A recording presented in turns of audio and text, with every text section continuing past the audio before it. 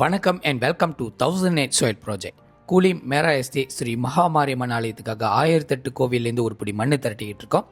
796வது ஆலயமாக ஸ்ரீ மகாமாரியம்மன் ஆலயம் ரெங்கம் தோட்டம் பிரிவு 2ல் இருக்கின்ற இந்த ஒரு மகாமாரியம்மன் ஆலயத்திலேருந்து ஒரு பிடி மண் எடுக்க வந்திருந்தேன். அம்பாளை பார்த்தாலே உங்களுக்கு தெரிஞ்சிருக்கும், மிக மிக பழமையான ஒரு ஆலயம். இந்த ஆலயத்துக்கு போகிறதுக்கு குறைஞ்சது மெயின் ரோட்லேருந்து வர்றதுக்கு ஒரு 15 நிமிஷம் பிடிக்குது.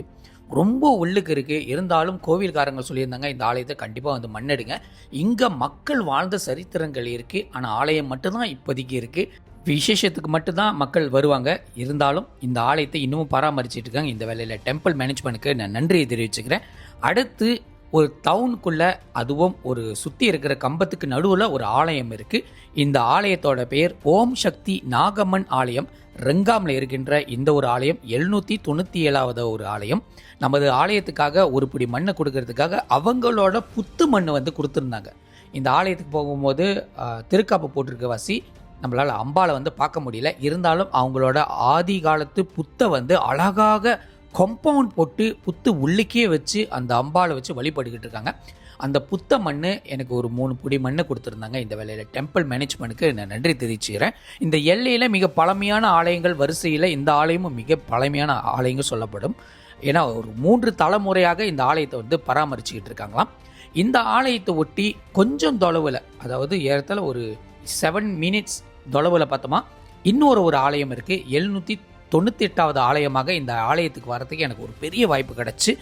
ஆலயமோட பெயர் அருள்மிகு ஸ்ரீ மகா கருமாரியம்மன் ஆலயம்.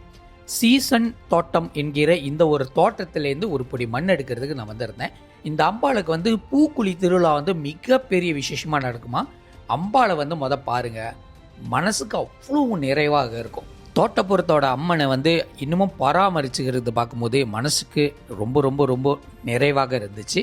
இந்த அம்பாளுக்கிட்ட ஆசீர்வாதம் பெற்ற பிறகு அவங்களோட பூக்குழி மண்ணிலேருந்து ஒரு பிடி மண் எடுத்தேன். சீசன் தோட்டம் சொன்னாலே ரெங்காம் எல்லையில் எல்லாருக்கும் தெரியுமா, இந்த தோட்டத்தை மக்கள் பல பேர் நல்ல வளர்ச்சி அடைஞ்சு ஊரை விட்டுட்டு நிறைய பேர் வந்து பிஸ்னஸ் பண்ணிக்கிட்டு இருக்காங்களாம்.